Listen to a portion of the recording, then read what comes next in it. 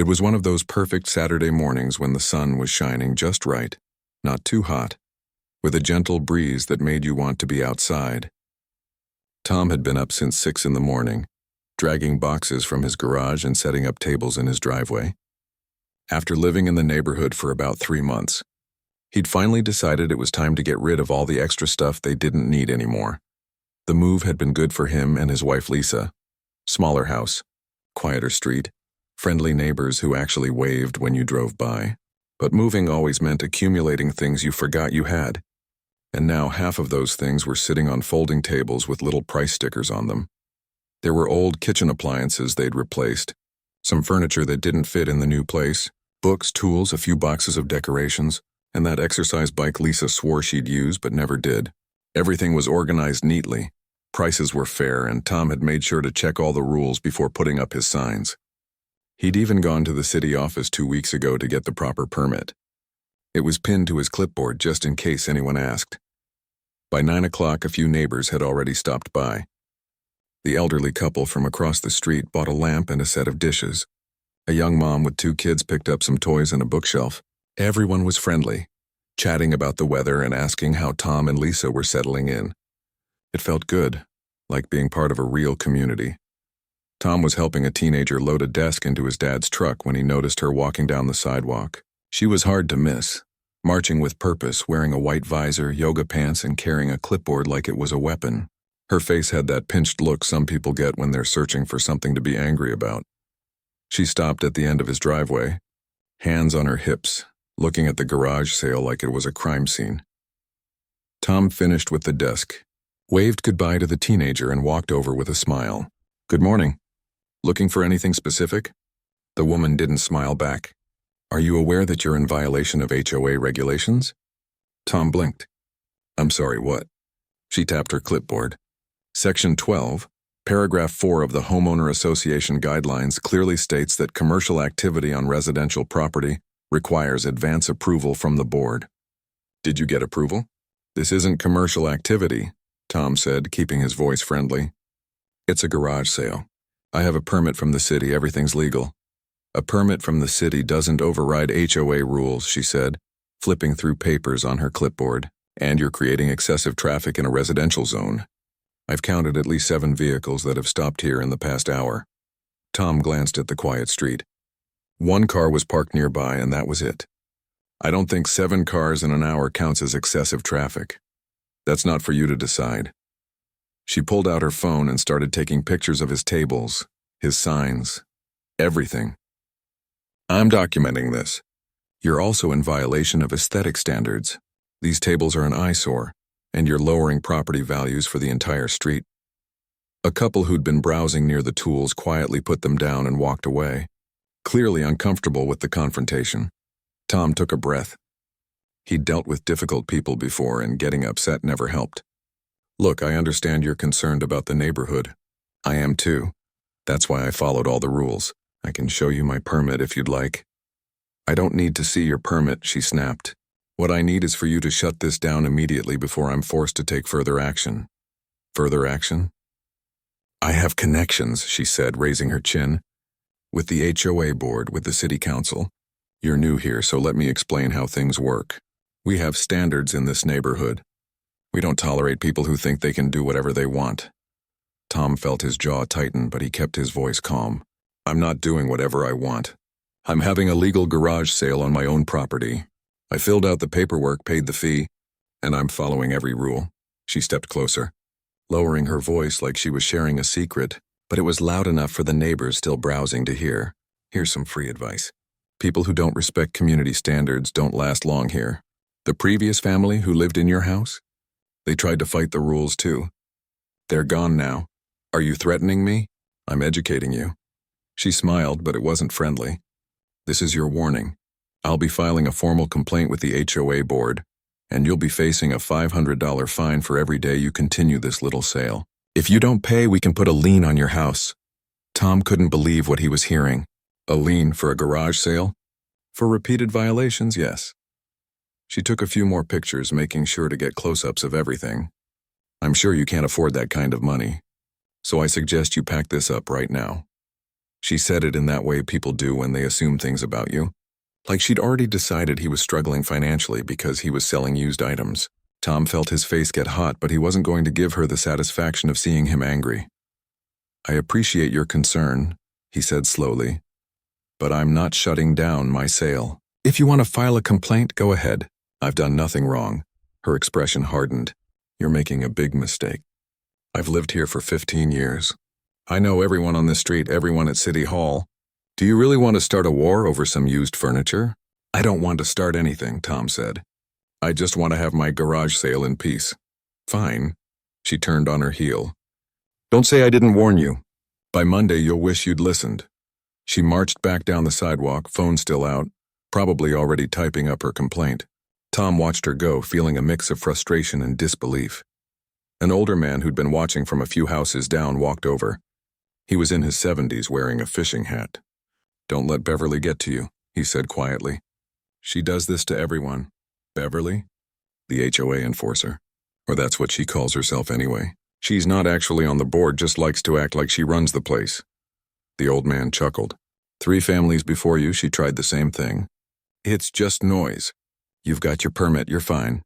She seemed pretty serious about those fines. She's serious about being in charge. Big difference. He picked up a toolbox and examined it. "How much for this?" Tom told him the price and they made the exchange. But even as more people came by for the rest of the morning, he couldn't quite shake the feeling that this wasn't over. He'd met people like Beverly before, people who couldn't stand seeing others do their own thing, the kind who needed to control everything around them. What she didn't know, what none of them knew yet, was that Tom wasn't someone who scared easily. And he definitely wasn't someone who backed down when he knew he was right. The garage sale continued until 4 o'clock. He made a decent amount of money and cleared out about half his stuff. Lisa came out with lemonade in the afternoon and they laughed about the encounter, though she looked worried. "Maybe we should just skip the next one," she said. "Avoid the drama." Tom shook his head. "We didn't do anything wrong. If she wants drama, that's her choice, not ours." He didn't know it yet, but those words would be put to the test sooner than he expected. Monday morning started with an email. Tom was drinking his coffee when his phone buzzed with a notification from the HOA. Emergency board meeting tonight at 7, regarding ongoing violations and community concerns. He didn't need to guess who'd called for it. Lisa read the email over his shoulder. She actually did it. "Of course she did," Tom said, setting down his mug. "People like Beverly don't make empty threats. They live for this stuff."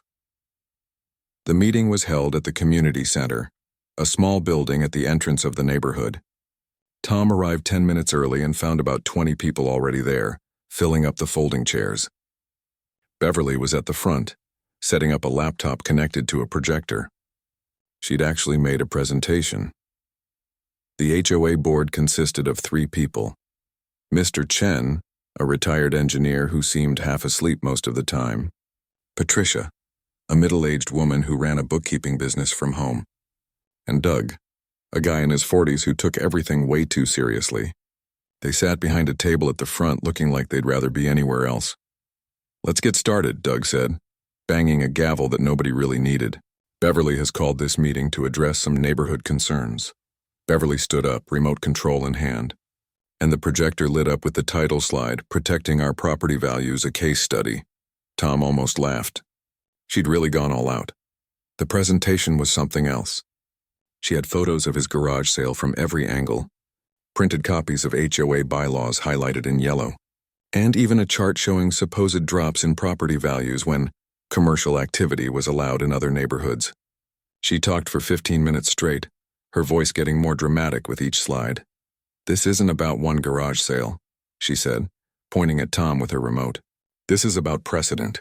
If we allow this, what's next? People running businesses from their homes? Food trucks? Where does it end?" A few people murmured in agreement. Tom noticed they were the same ones who always sat near Beverly at neighborhood events. When she finally finished, Doug turned to Tom. "Would you like to respond?" Tom stood up and pulled out his permit. "I filed all the proper paperwork with the city 2 weeks before the sale. I followed every rule. The permit allows for up to 4 garage sales per year, each lasting no more than 2 days. I had one sale for 1 day. Everything was legal." He passed the permit to the board members, who looked it over. The city permit doesn't override HOA rules, Beverly interrupted. Actually, Patricia said, adjusting her glasses as she read the document, our bylaws don't prohibit garage sales. They prohibit ongoing commercial activity. A one-day garage sale isn't commercial activity. Beverly's face flushed. But Section 12 clearly states, Section 12 refers to home businesses, Mr. Chen said, suddenly awake and interested. Not garage sales. I helped write those bylaws 20 years ago. Tom sat back down, trying not to smile. Doug cleared his throat. Well, it seems like Tom followed the proper procedures. Beverly, unless there's a specific bylaw being violated, I'm not sure what action we can take. So we're just going to let anyone do whatever they want? Beverly's voice went up an octave. What about the traffic? The noise? The appearance of the neighborhood? 7 cars in 6 hours isn't exactly traffic, Patricia said gently. And Tom, you said you're planning more sales this year? Maybe 1 or 2 more if I need to, Tom said. But always with proper permits and following the rules. That seems reasonable, Patricia said, looking at the other board members. They both nodded. Beverly gathered her laptop with sharp, angry movements. Fine. But don't come crying to me when property values drop and we have strangers driving through here every weekend. She left before the meeting was officially over, the door slamming behind her. Tom thought that would be the end of it. He was wrong. The next morning, there was a note on his car windshield tucked under the wiper. It was printed on fancy paper with a border of roses. Friendly reminder, please maintain your lawn to community standards. Grass height should not exceed 3 inches. Current height, approximately 3.5 inches. It was signed with a little smiley face. Tom looked at his lawn. It was fine. Maybe a day or 2 past perfect, but nothing that would bother any reasonable person. 2 days later, another note. Friendly reminder, trash bins should be stored out of sight within 24 hours of collection. Yours were visible for 26 hours. Lisa found that one taped to their mailbox. Is she watching our house? She asked, holding up the note. Apparently, Tom said. He was starting to get annoyed, but he wasn't going to give Beverly the satisfaction of reacting. The harassment continued through the week. Beverly filed a complaint with the city's code enforcement department about Tom's fence being possibly too tall. An inspector came out, measured it, and confirmed it was perfectly legal. She called the non-emergency police line to report suspicious activity at Tom's house. The suspicious activity turned out to be Tom bringing in groceries. The officer who responded was apologetic. Sir, we've received 3 calls about your property this week, all from the same person. There's nothing wrong here. I'll note that in my report. Let me guess, Tom said. Beverly from 3 houses down? The officer's expression told him everything he needed to know. On Friday, Tom found Beverly had started a thread in the neighborhood Facebook group. She didn't mention him by name, but it was obvious who she was talking about. Concerned about new residents who don't seem to respect our community values. Some people think rules don't apply to them. If you care about property values and neighborhood safety, please reach out to the HOA board. About 20 people liked her post, but then something interesting happened. Other neighbors started commenting, and not in the way Beverly expected. Beverly, is this about the garage sale last weekend? That was totally fine. I bought a great lamp. If you're talking about Tom, he's been nothing but nice since moving here. Maybe give the guy a break? I had a garage sale last month and you didn't say anything to me. What's the difference? Beverly didn't respond to any of the comments, but Tom noticed she unfollowed him on the neighborhood group. That evening, Lisa sat down next to him on the couch. You know, you could just tell her what you do for work. That would probably shut her up real fast. Tom had thought about it. His job wasn't a secret, but he didn't go around advertising it either. He'd learned a long time ago that when people knew what he did, they either got nervous or started asking for favors. Sometimes both. I'd rather not, he said. This should blow over once she realizes I'm not going to back down. And if it doesn't, then I'll deal with it. But I'm not going to wave my job title around like a weapon. That's not who I am. Lisa squeezed his hand. I know, that's why I married you.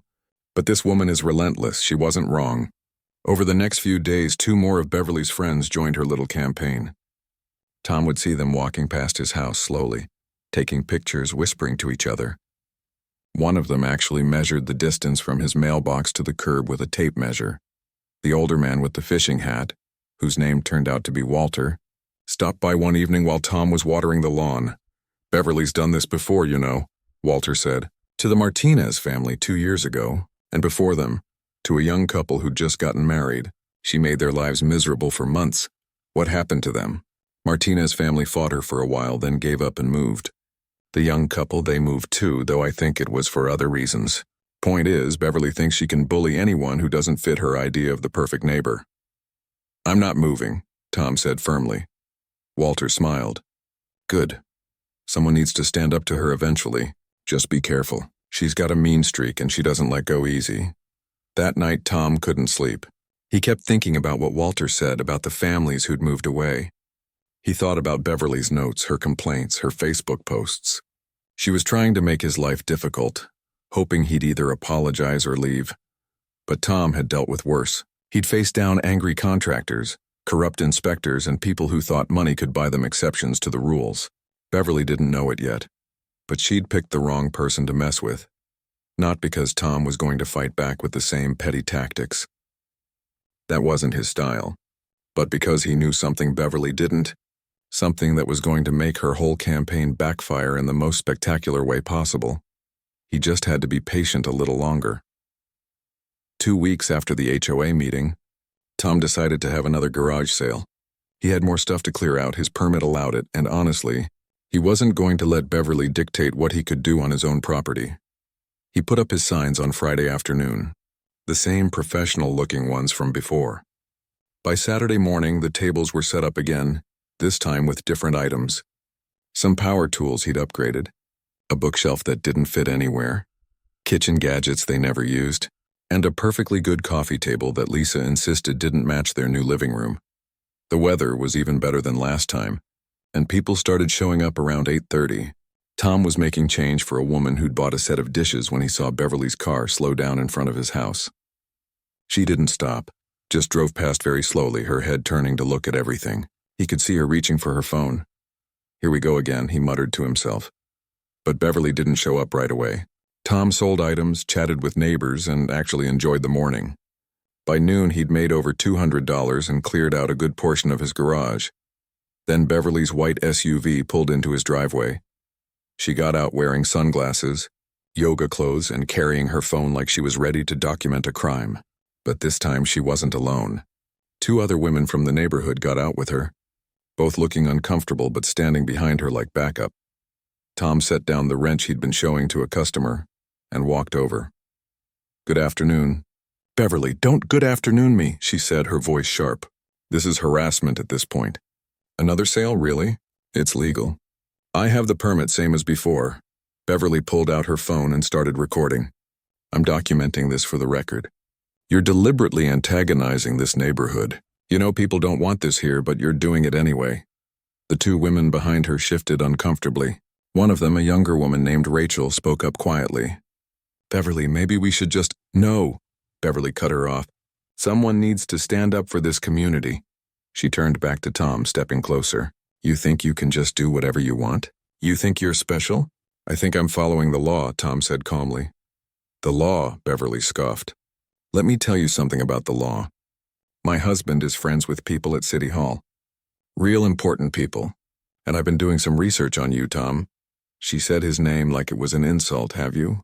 Tom kept his voice neutral. Oh, yes. You work for the city, don't you? Some little job downtown. Administrative work, filing papers, whatever. She smiled, but it wasn't friendly. That's what this is really about, isn't it? You need money, so you're out here every few weeks selling junk. A few neighbors who were browsing had stopped to watch. Tom could feel their eyes on him, waiting to see what he'd say. My job isn't any of your business, Beverly. It is when you're using your property to run what's basically a flea market, she shot back. She was really warming up now, her voice getting louder. You know what I think? I think someone who works for the city should set a better example. I think maybe your boss should know you're out here doing this. Tom felt something shift inside him. She could insult him all she wanted, but threatening his job crossed a line. You want to talk to my boss? He asked quietly. I absolutely do. In fact, I'm going to call City Hall on Monday morning and file a complaint. Let's see how they feel about one of their employees bringing down property values in a nice neighborhood. The other 2 women looked at each other nervously. Rachel touched Beverly's arm. Beverly, I really don't think— I'm serious, Beverly continued, ignoring her completely. You're clearly struggling financially. Selling all this stuff. Maybe the city needs to know they're not paying you enough, or maybe you're not worth what they're paying you. Now she was just being cruel, and she knew it. Tom could see it in her eyes, that satisfaction people get when they think they've found your weak spot. Lisa had come outside and was standing on the porch, arms crossed. She looked ready to jump in, but Tom gave her a small shake of his head. You really want to contact my supervisor? Tom asked. I really do, Beverly said, crossing her arms. And I want you to know that my husband plays golf with the city manager, so don't think you can sweep this under the rug. Tom pulled out his phone.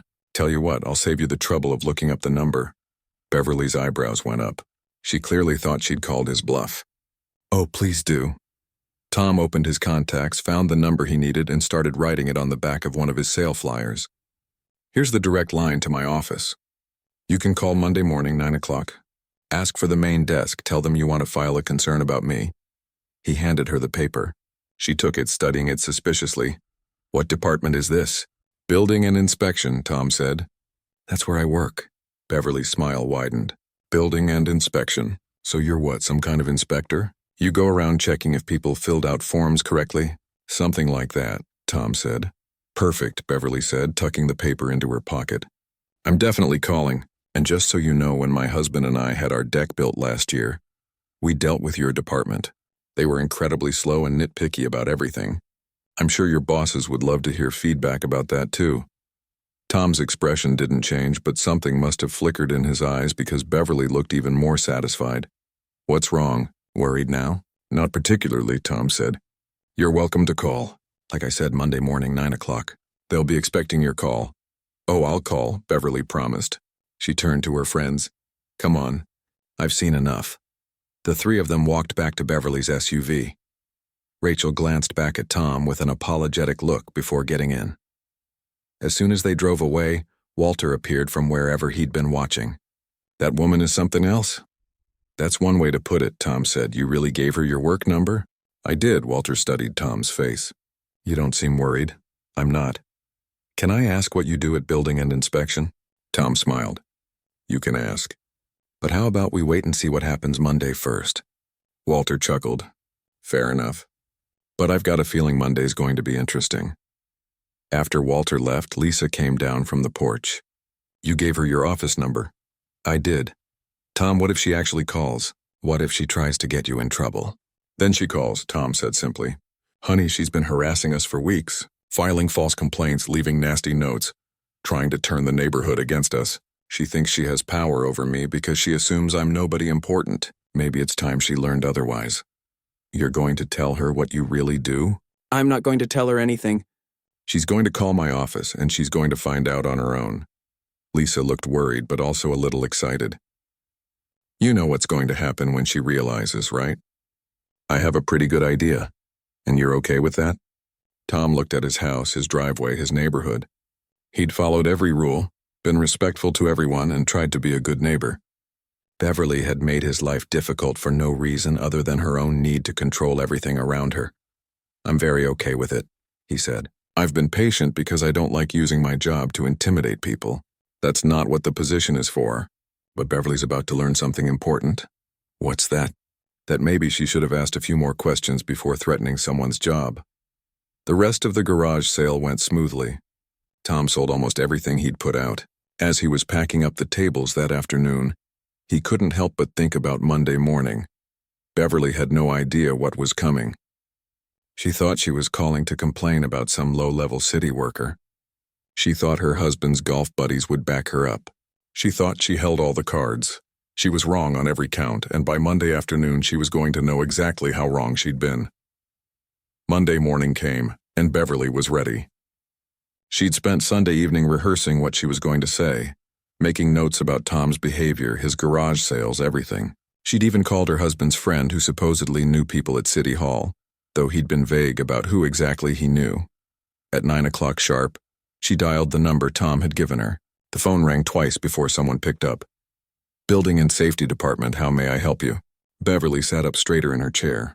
Yes, I need to speak with someone about filing a complaint regarding one of your employees. What's the nature of the complaint? The receptionist sounded professional but uninterested. I have concerns about an employee named Tom Richardson. He's been conducting inappropriate activities in our neighborhood, and I believe his supervisor should be made aware. There was a pause. Tom Richardson? Yes, he works in your department, correct? Another pause, longer this time. Can you hold for just a moment, please? Beverly smiled to herself. They were probably scrambling, trying to figure out how to handle a complaint about one of their workers. Good. Tom deserved whatever was coming. The hold music played for about 30 seconds. Then a different voice came on the line. Older, male, very formal. This is Deputy Director Miller. I understand you're calling about Tom Richardson? Deputy Director? Beverly's smile widened. She was already talking to someone important. Yes, that's correct. I'm calling to report inappropriate behavior by one of your employees. I see. And what is your relationship with Mr. Richardson? I'm a concerned neighbor. He's been violating community standards, running what amounts to a business from his home, lowering property values. I've tried to address this with him directly, but he refuses to listen to reason.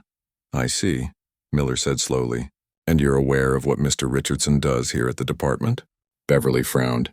He's an inspector of some kind, isn't he? I assume he goes around checking forms and permits. There was a long silence on the other end of the line. Then Miller cleared his throat. Ma'am, I think there may be some confusion. Tom Richardson isn't just an inspector. He's the director of building and safety for the entire county. The words didn't register at first. I'm sorry, what? Tom Richardson is the director of this department. He oversees all building permits, code enforcement, and inspection services for the county. He's my supervisor, actually. Beverly felt like the floor had dropped out from under her. That can't be right. He lives in my neighborhood. He has garage sales. I'm not sure what that has to do with his position, Miller said carefully. But yes, he's the department director. Has been for 6 years. But he gave me this number. He told me to call and complain about him. That sounds like Tom, Miller said, and Beverly could swear she heard amusement in his voice. He's very big on transparency, ma'am. If you have a legitimate concern about Mr. Richardson's professional conduct, I can take a report. But I have to tell you, in the 6 years I've worked under him, I've never had a single complaint about his integrity or professionalism. Beverly's mind was racing. Director of Building and Safety. That meant every construction project, every renovation, every building permit in the entire county went through his office. That meant, oh no, ma'am. Are you still there? Beverly's throat was dry.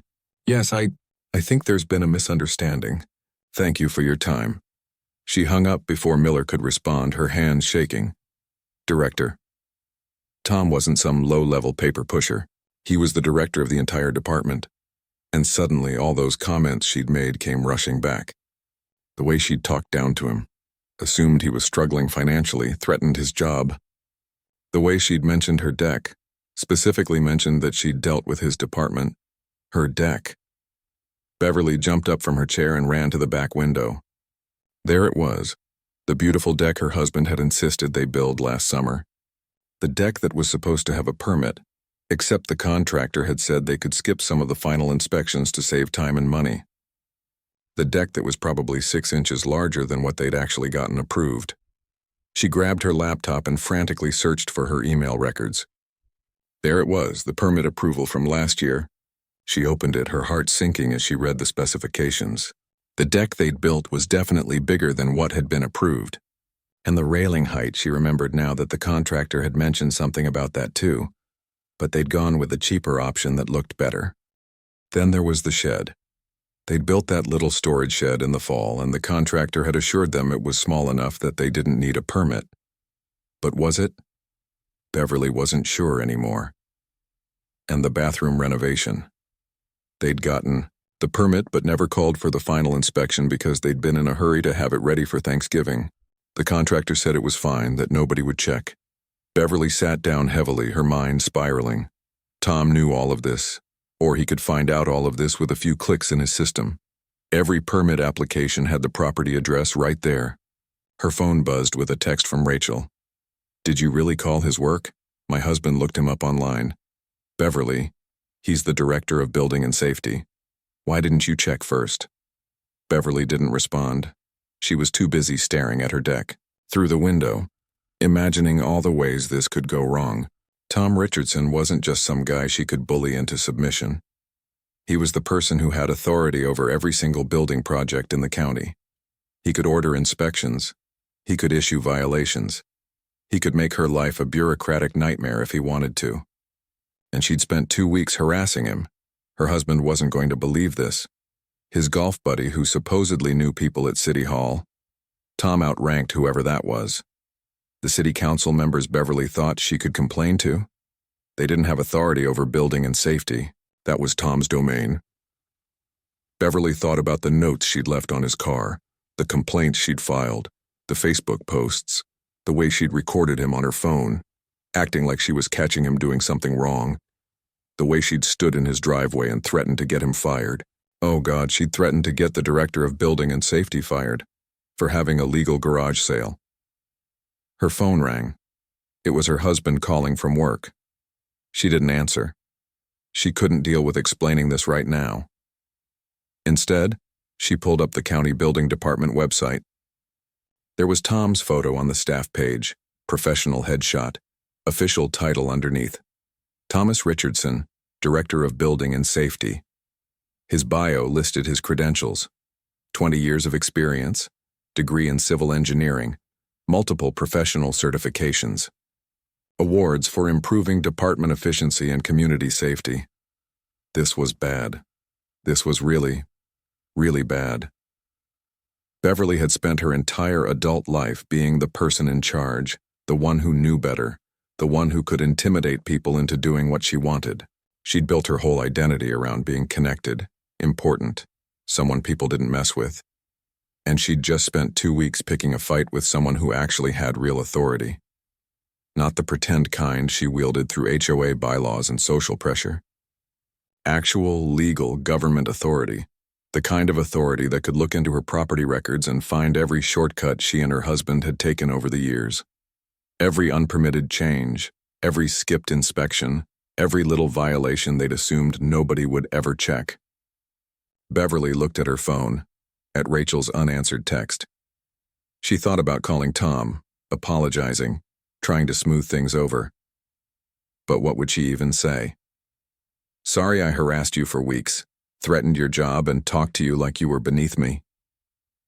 No apology could fix this, and knowing Tom, he probably had documentation of everything she'd done. He seemed like the type who kept careful records. She'd wanted to teach him a lesson about respecting the neighborhood. Instead, she'd backed herself into a corner, and the person she'd cornered had the power to make her regret every single thing she'd done. Beverly sat in her kitchen, staring at her deck, and for the first time in years she felt genuinely afraid. Not of what Tom might do out of spite, but of what he could do simply by following the rules. The same rules she'd been so eager to weaponize against him. Her phone buzzed again. Another text, this time from Patricia from the HOA board. Beverly, we need to talk. Did you really not know who Tom was? Beverly turned off her phone. She couldn't deal with this right now. She needed to think, to figure out how to fix this mess she'd created. But deep down, she knew the truth. There was no fixing this. She'd made her bed, and now she was going to have to lie in it. 3 days passed, and Beverly barely slept. Every time a car drove down the street, she'd jump up to look out the window, expecting to see an official vehicle from the building department. But nothing came. No calls, no letters, no inspectors showing up at her door. The silence was somehow worse than any confrontation would have been. She'd stopped posting on the neighborhood Facebook group, stopped leaving notes on anyone's car, stopped walking past Tom's house entirely, taking a different route for her morning walks. The 2 friends who'd gone with her to the garage sale weren't returning her calls. On Thursday afternoon, Beverly was making coffee when her doorbell rang. Her heart jumped into her throat. Through the window, she could see an official county vehicle parked at the curb. She opened the door to find Tom standing there in a professional navy blue polo shirt with the county seal embroidered on it, holding a tablet and wearing a photo ID badge on a lanyard. He looked completely different from the casual guy she'd seen at garage sales. He looked official. In charge. Hello, Beverly, he said, his voice neutral and professional.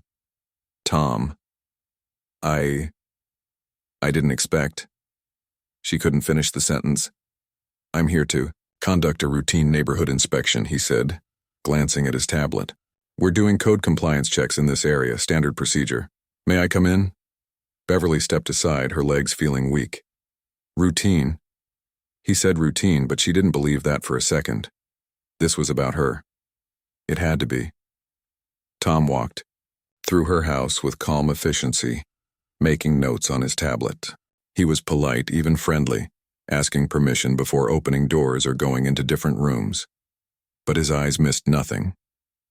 He checked the bathroom first, the one they'd renovated but never gotten final inspection on. He examined the plumbing, the electrical outlets, the ventilation. He took photos, made notes, but his face showed nothing. Then he asked to see the backyard.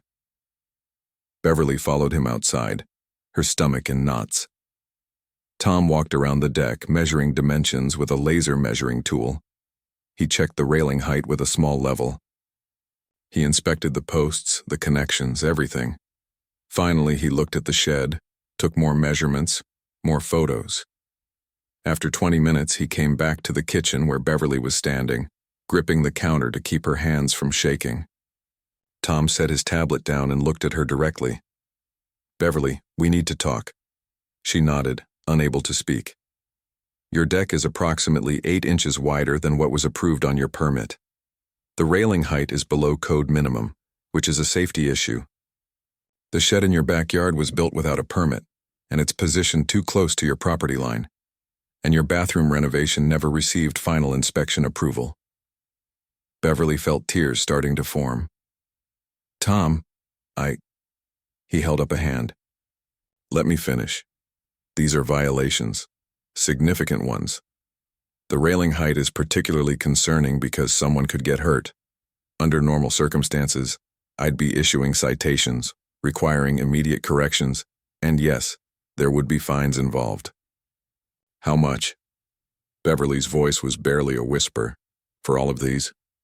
We're looking at several $1,000s in fines, plus the cost of bringing everything up to code. The deck railing alone is a safety violation that could run $1,500 in fines. Beverly sat down at her kitchen table, putting her face in her hands. This was it. This was her punishment for everything she'd done, and she deserved it. She knew she deserved it. Tom pulled out a chair and sat across from her. But here's what's going to happen instead. She looked up confused. I'm not going to fine you, Tom said calmly. What I'm going to do is give you 60 days to correct these violations. You'll need to hire a licensed contractor to fix the deck railing, get proper permits for the shed, or remove it, and schedule the final inspection for your bathroom. I'm going to send you a detailed report with everything that needs to be done, and I'll check back in 2 months to verify compliance. Beverly stared at him. You're not going to fine me? Not if you fix everything within the time frame, Tom said. Look, Beverly, I could throw the book at you. Legally, I'd be justified. But that's not what my job is about. My job is to keep people safe and make sure buildings meet code. The goal isn't to punish people, it's to fix problems. But after everything I did to you, yeah, about that, Tom said, and his voice got a little firmer. You spent 2 weeks making my life difficult. You filed false complaints, harassed me and my wife, tried to intimidate me, and attempted to get me fired. You assumed things about me, talked down to me, and went out of your way to make me feel unwelcome in my own neighborhood. Beverly looked down at the table, shame burning through her. But here's the thing, Tom continued. If I used my position to get back at you for that, I'd be just as wrong as you were. Maybe worse, because I actually have real authority. I'm not going to abuse this job to settle personal scores. That's not who I am. Why are you being nice to me? Beverly asked, her voice breaking. I don't deserve it. Tom leaned back in his chair. Because someone needs to break this cycle. You've been bullying people in this neighborhood for years, from what I hear. The Martinez family, the young couple before them, probably others. You got away with it because you scared people, made them think you had power you didn't actually have. But real power, real authority doesn't work that way. It's not about making people afraid. It's about helping communities function safely. He stood up and picked up his tablet. I'm treating you the same way I'd treat anyone else with these violations. Fair, professional, and by the book. You get 60 days. If you comply, this gets marked as resolved. If you don't, then we'll have a different conversation involving fines and legal action. Beverly stood up too. Tom, I'm sorry. I'm truly deeply sorry for everything I did. The way I treated you, the things I said, all of it. There's no excuse, Tom nodded. I appreciate that. And I accept your apology. But apologies don't fix deck railings. Action does. Use these 60 days to make things right. He walked toward the door, then paused and turned back. And Beverly, maybe think about how you treat your neighbors going forward. You don't need to be in charge of everything. You don't need to control everyone. Just be a good neighbor. That's all anyone really wants. After he left, Beverly sat at her kitchen table for a long time. She felt like she'd been given a gift she didn't deserve. A second chance she hadn't earned. Tom could have destroyed her financially, could have made her an example, could have humiliated her the way she'd tried to humiliate him. Instead, he'd shown her mercy while also holding her accountable. The next day, Beverly called a contractor. She got quotes for fixing the deck railing, scheduled the bathroom inspection, and started the paperwork to either permit or remove the shed. It was going to cost money, but it was money she should have spent in the first place doing things right. She also drafted an apology post for the neighborhood Facebook group. She didn't make excuses, didn't try to save face. She simply admitted she'd been wrong, apologized for her behavior, and announced she was stepping back from any HOA enforcement activities. The responses surprised her. Some people were supportive, saying everyone makes mistakes. Others were less forgiving, mentioning how she'd treated them or their friends over the years.